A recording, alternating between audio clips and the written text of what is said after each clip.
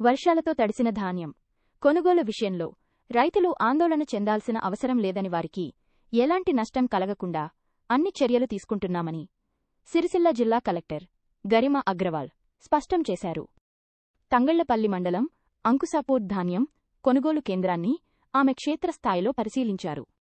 జిల్లాలో ఇప్పటివరకు 80% సేకరణ పూర్తయిందని, తడిసిన ధాన్యాన్ని వెంటనే బాయిల్డ్ రైస్ మిల్లులకు తరలించాలని పౌర సరఫరాల అధికారులను ఆదేశించారు.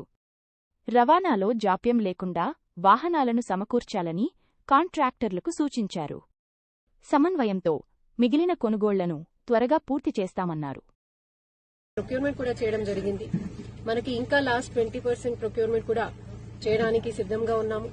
దీని కొరకు మా సివిల్ సప్లై డిపార్ట్మెంట్ మరియు ఐకేపీ మరియు కోఆపరేటివ్ మరియు ట్రాన్స్పోర్ట్ అన్ని డిపార్ట్మెంట్ వాళ్ళు ప్రిపేర్డ్ గా ఉన్నారు. రోజు రోజుకి ఎర్లీ మార్నింగ్ టీసీ పెట్టి ప్రతి ఒక్క మండల్లో స్పెషల్ ఆఫీసర్ పెట్టి ప్రతి ఒక్క మిల్లు మా తహసీల్దార్ కానీ డీటీకి పెట్టి అన్లోడింగ్ అన్ని చేస్తున్నాము. మన జిల్లాలో కూడా నిన్న అంత పెద్ద వర్ష పడలేదు, కానీ సిరిసిల్ల మరియు తంగల్పల్లి మండలాలు కొంతవరకు వర్ష పడింది. దీంతో పాటు ఇవాళ ఈ అంకుశాపూర్ గ్రామంలో కొంతవరకు ధాన్యం వెట్ అయింది. అది కొరకు ఇక్కడ విజిట్ చేయడం జరిగింది.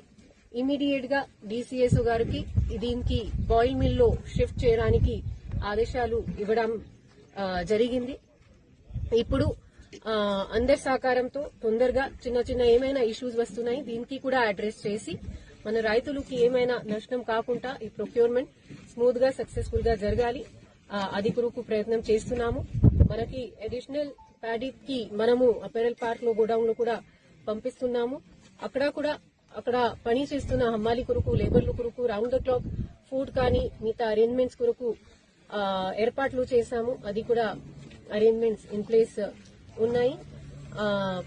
సో ఓవరాల్ మనకి ఇంకా ఒక వారం 10 రోజులు మనం ఈ ప్రొక్యూర్మెంట్ కంప్లీట్ చేయగలుగుతాం. అది కొరకు ప్రయత్నిస్తున్నాం. ధన్యవాదాలు.